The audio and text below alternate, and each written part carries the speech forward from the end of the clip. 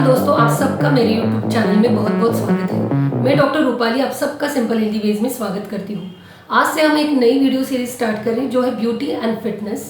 Beauty किसे पसंद नहीं है, चाहे वो बच्चे हो या बुजुर्ग। यंग जनरेशन में तो ब्यूटीफुल दिखना एक क्रेजी बन गया है। आजकल हर कोई सुंदर, आकर्षित, ब्यूटीफुल, चार्मिंग और हैंडसम दिखना चाहता है।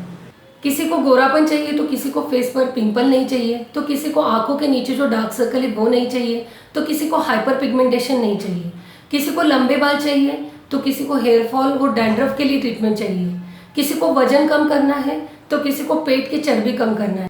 तो सुंदरता जैसे ही हम कहते हैं तो हमारे ध्यान में हमारा फेस, हमारे हेयर और हमारा वेट, इसके ऊपर हमारा ध्यान जाता है। इसीलिए मैंने सोचा क्यों ना ब्यूटी और फिटनेस पर एक वीडियो सीरीज बनाओ जिसमें एक एक टॉपिक पे एक एक सेपरेट वीडियो बनाओ। तो ये ब्यूटी और फिटनेस के सारे वीडियो काफी इंफॉर्मेटिव रहेंगे। तो मैं आपसे रिक्वेस्ट करती हूँ कि इस वीडियो सीरीज को ज्यादा से ज्यादा अपने फ्रेंड सर्कल में, दोस्तों में, फैमिली मेंबर में और रिलेटिव में शेयर करें और ज्यादा से ज्यादा हमारे चैनल को सब्सक्राइब करें। तो शुरू करती हूँ इस वीडियो सीरीज का आज का पहला टॉपिक, फेस पिंपल्स, जिसे मेडिकली हम एक्ने बोलते हैं। पिंपल्स सभी उम्र के लोगों में दिखाई देते हैं।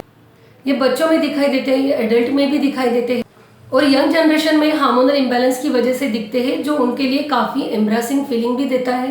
नॉर्मली अगर हम देखते हैं तो हमें पिंपल्स चेहरे पे, शोल्डर पे और चेस्ट पे दिखाई देते हैं। हर किसी में पिंपल्स का प्रेजेंटेशन अलग अलग होता है। कोई लोगों में तो ये लगातार आते रहते हैं, कोई लोगों में तो ये पिंपल्स का टेंडेंसी बना हुआ दिखता है। तो अभी हम एक एक करके पिंपल कैसे आते हैं, पिंपल आने के कॉजेस क्या है, पिंपल्स के लिए ट्रीटमेंट क्या है और एंड में मैं आपको एक इन्फॉर्मेटिव टिप्स बताने वाली हूँ जिससे आपके पिंपल्स तुरंत क्लियर हो जाए। तो दोस्तों ये वीडियो अंत तक देखें, इसमें आपको इन्फॉर्मेटिव टिप्स भी दी है जिससे आपके पिंपल्स तुरंत क्लियर हो जाएंगे। तो चलिए अब जान लेते हैं पिंपल्स कैसे आते हैं। हमारे स्किन के जो लेयर रहते हैं, epidermis, dermis and deeper layer, उसमें काफी सारे कनेक्टिव टिश्यू, ग्लैंड्स रहते हैं। हमारे चेहरे की स्किन जो रहती है उसमें ज्यादा से ज्यादा सिबेशियस ग्लैंड रहती है और उसमें से ऑयल सीक्रेट होता है, इसीलिए हमारी फेस की स्किन जो रहती है वो ज्यादा ग्लोइंग रहती है। हमारी स्किन की जो सुपरफिशियल लेयर रहती है एपिडर्मिस, उसमें मेलानोसाइट्स रहते हैं और जो डीपर लेयर रहती है उसमें कनेक्टिव टिश्यू और फैट सेल्स रहते हैं और जो डर्मिस रहती है उसमें hair follicle and sweat glands रहती है। और जब डर्मिस लेयर में स्वेट ग्लैंड और हेयर फॉलिकल रहते हैं उसमें ज्यादा ऑयल और डस्ट एक्यूमुलेट होती है, तो वहां पे एक प्लग फॉर्म होता है और उसकी वजह से जो पिंपल्स आते हैं वो हमारी सुपरफिशियल लेयर पे पिंपल्स फॉर्म करती है। और जब ये पिंपल्स हम हाथ से या नाखून से ब्रेक करते हैं तब उसमें से जो सीबम रहता है वो वहीं पे डीपर लेयर में फैल जाता है और उसकी वजह से वो पिंपल्स बड़ा हो जाता है, फैल जाता है और उसकी वजह से वो एरिया रेड इन्फ्लेम्ड दिखता है और सुपरफिशियल लेयर में मेलानोसाइट्स डैमेज होने की वजह से वहां पे डार्क कलरेशन भी दिखाई देता है। और ये पिंपल्स आने की समस्या ज्यादा ऑयली स्किन टाइप में दिखाई देती है। There are 5 skin types, 1 is oily, then second dry, then third is normal, then fourth is combination and fifth is sensitive skin.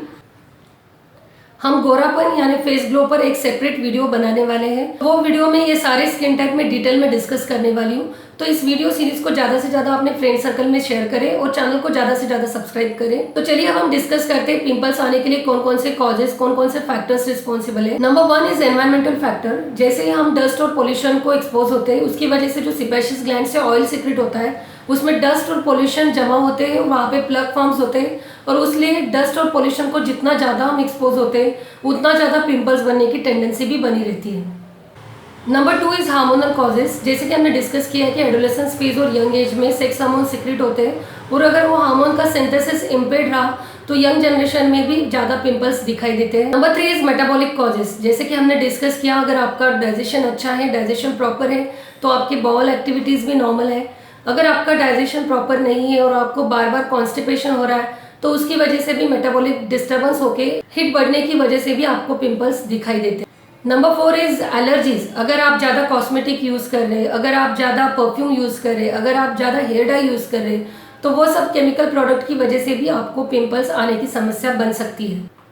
Number 5 is faulty lifestyle. अगर आपके खाने में ज़्यादा शुगर रिच फूड है, ऑयली फूड है, refined food है और अगर आपका लाइफस्टाइल भी अच्छा नहीं है, इन लोगों में भी ज़्यादा पिंपल्स बनते हुए दिखाई देते हैं। Number 6 is medication. अगर आप ज़्यादा क्रोनिक डिसीज से सफ़र हो रहे हो, उसकी वजह से आप ज़्यादा मेडिकेशन के ऊपर हो तो वो मेडिसिन के साइड इफेक्ट्स में भी आपको पिंपल्स दिखाई देते हैं। Number 7 is accumulation of waste product in your body. जैसे कि हमने डिस्कस किया है कि हमारे वेस्ट प्रोडक्ट सारे यूरिन, फेसेस, स्वेट ग्लैंड से एक्सक्रीट होते हैं। और जैसे ही अगर ज़्यादा वेस्ट प्रोडक्ट है और अगर आपके स्वेट ग्लैंड में एक्यूमुलेट हुए तो उसमें भी ऑयल और डस्ट को एक्सपोज होने की वजह से आपकी बॉडी में पिंपल्स बनने की समस्या बनी रहती है। तो ये सारे कॉजेस है जिसकी वजह से हमारे चेहरे पे पिंपल्स बने रहते हैं। तो अभी हम वन बाय वन डिस्कस करते हैं इसके लिए ट्रीटमेंट क्या है। First treatment is the medicinal treatment, second is preventive and protective treatment. First treatment is the medicinal treatment. जिन लोगों में पिंपल्स आने की टेंडेंसी काफ़ी महीनों से बनी है और जिन्हें कोई होम रेमेडी लेने से भी राहत नहीं मिली है, उनके लिए medicine is the best choice. मैं मेरे प्रैक्टिस में जो होम्योपैथिक मेडिसिन मेरे पेशेंट को देती हूँ उससे उन्हें काफ़ी राहत मिलती है और वो काफ़ी इफेक्टिव भी है, जो मैं आज आपके साथ डिस्कस करती हूँ। Number 1 is berberis aquifolium. इसका मदर टिंचर अगर आप एक स्पून में 3-4 ड्रॉप ले लें और उसमें 3-4 ड्रॉप रोज वाटर डालें, उसको पहले आप स्किन पर टेस्ट करें और फिर जहाँ पे पिंपल्स है वहाँ पे वो आप अप्लाई करें। इसे आप लगातार 5 दिन 7 दिन आपके पिंपल्स पर अप्लाई करेंगे तो डेफिनेटली आपके पिंपल्स कम हो जाएंगे। और साथ में ये बर्बेरी सेक्विफोलियम मदर टिंचर अगर आप हाफ कप पानी में 20 ड्रॉप डालकर रोज सुबह लेंगे 10 या 15 दिनों के लिए, तो ये भी आपके ब्लड को प्यूरिफाई करेगा और पिंपल्स आने की टेंडेंसी कम करेगा। Number 2 is Calcarea Surf 200। ये मेडिसिन भी काफ़ी इफेक्टिव है। जिनके पिंपल्स येलोइश रहते हैं, जिनमें पीले कलर का पस रहता है, तो उन लोगों को कलकेरिया सर्फ की 2 ड्रॉप सुबह, 2 ड्रॉप दोपहर में और 2 ड्रॉप रात को ऐसे 15 दिन लेनी है, तो उनकी भी ये पिंपल की समस्या काफ़ी कम हो जाती है। Then number 3 is thuja 200। ये मेडिसिन भी काफ़ी इफेक्टिव है। जिनके पिंपल्स काफ़ी दाने जैसे कड़क नोडुलर रहते हैं, तो उन लोगों में भी थूजा 200 के 2 ड्रॉप अगर लगातार आप रात को 15 दिन ले रहे तो उनको भी ये नोडुलर पिंपल्स, दाने वाले पिंपल्स आने की समस्या कम हो जाएगी।